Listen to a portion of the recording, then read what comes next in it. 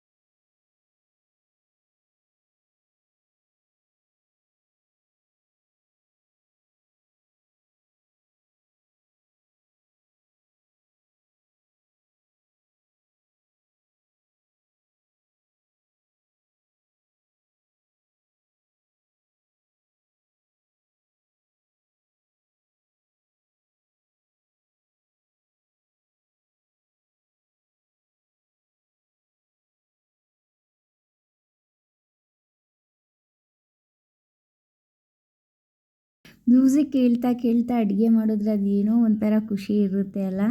ನಿಮಗೂ ಹಂಗೆ ಅನಿಸುತ್ತಲ್ಲ? ಹಾಗೆ ಈ ಚಾನಲ್ನ ಸಬ್ಸ್ಕ್ರೈಬ್ ಮಾಡಿ ಅಂತ ಕೇಳ್ಕೊತಾ ಇದ್ದೀನಿ.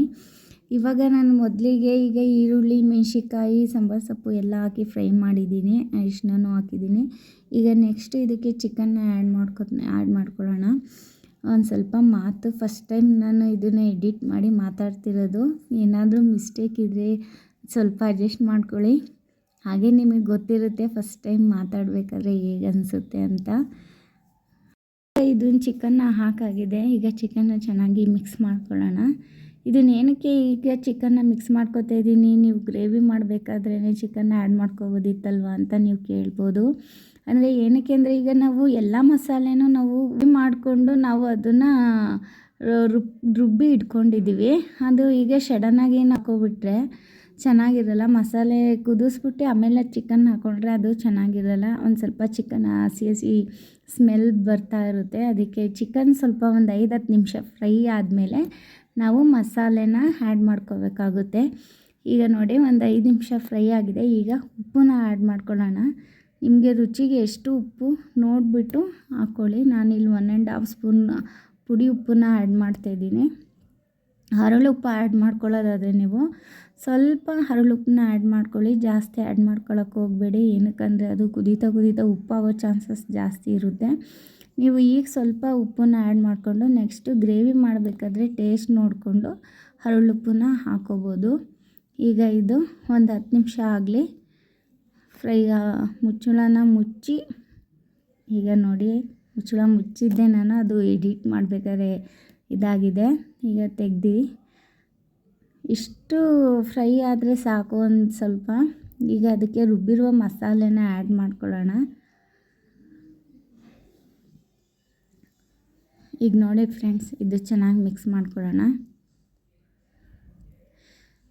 ನಿಮಗೆ ಮಸಾಲೆ ಇಷ್ಟು ಹಾಕ್ಬಿಟ್ಟು ಗ್ರೇವಿ ನಮಗೆ ಇಷ್ಟೇ ಸಾಕಪ್ಪ, ಇನ್ನು ಜಾಸ್ತಿ ಬೇಡ ಅಂತ ಅಂದ್ಕೊಂಡ್ರೆ ಇಷ್ಟೇ ಸಾಕು. ಏನಾರ ನಿಮಗೆ ಇನ್ನೊಂದು ಸ್ವಲ್ಪ ಜಾಸ್ತಿ ಗ್ರೇವಿ ಬೇಕು ಅಂದರೆ ಇನ್ನೊಂದು ಸ್ವಲ್ಪ ಇದಕ್ಕೆ ನೀರನ್ನ ಆ್ಯಡ್ ಮಾಡ್ಕೋಬೇಕಾಗುತ್ತೆ. ನೋಡಿ ಇಲ್ಲಿ ನಾನು ಇದೆಲ್ಲ ಗ್ರೇವಿದಂಗೆ ಇದೆ. ಇದಕ್ಕೆ ನಾನು ಸ್ವಲ್ಪ ನೀರು ಹಾಕೊಂಡು ಆ್ಯಡ್ ಮಾಡ್ಕೋತಾ ಇದ್ದೀನಿ. ಸ್ವಲ್ಪ ಜನ ಇದ್ದರೆ ಇಷ್ಟೇ ಸಾಕಾಗುತ್ತೆ. ಇಲ್ಲ ಜಾಸ್ತಿ ಜನ ಇದ್ದಾರೆ ನಮ್ಮ ಮನೆಯಲ್ಲಿ ಅಂದರೆ ಅದಕ್ಕೆ ಕಾಯಿ ಮತ್ತು ಹಸಿಮೆಣ್ಸಿಕಾಯನ್ನ ನೀವು ಜಾಸ್ತಿ ಆ್ಯಡ್ ಮಾಡ್ಕೋಬೇಕಾಗುತ್ತೆ. ಆವಾಗ ಗ್ರೇವಿ ತುಂಬ ಜಾಸ್ತಿನೂ ಆಗುತ್ತೆ, ಟೇಸ್ಟು ಇರುತ್ತೆ. ಆಮೇಲೆ ಇಷ್ಟಕ್ಕೆ ನಾವು ಮಾಡಿರೋಷ್ಟಕ್ಕೆ ನೀವು ನೀರನ್ನ ಆ್ಯಡ್ ಮಾಡಿದ್ರೆ ಅದು ಟೇಸ್ಟ್ ಇರಲ್ಲ. ಅದು ಆಮೇಲೆ ಸಾಂಬಾರು ಆಗಿಬಿಡುತ್ತೆ, ನೀರು ಥರ ಅನಿಸುತ್ತೆ. ಗ್ರೇವಿ ಥರ ಇದ್ರೇ ಚೆಂದ ಅಲ್ವಾ? ಓಕೆ ಫ್ರೆಂಡ್ಸ್, ನೋಡಿ ಈಗ ಎಲ್ಲ ಮಿಕ್ಸ್ ಮಾಡಿದ್ದೀನಿ. ಇದು ಒಂದು 10 ನಿಮಿಷ ಬೆಂದರೆ ಸಾಕು. ಏನಕ್ಕಂದರೆ ಆಗಲೇ ಒಂದು 10 ನಿಮಿಷ ಬೆಂದಿದೆ, ಇನ್ನೊಂದು 10 ನಿಮಿಷ ಬೆಂದರೆ ಸಾಕು. ನೋಡಿ ಇವಾಗ ಆಗಿದೆ. ನೋಡಿ ಫ್ರೆಂಡ್ಸ್, ಎಷ್ಟು ಚೆನ್ನಾಗಿ ಬಂದಿದೆ ಗ್ರೇವಿ.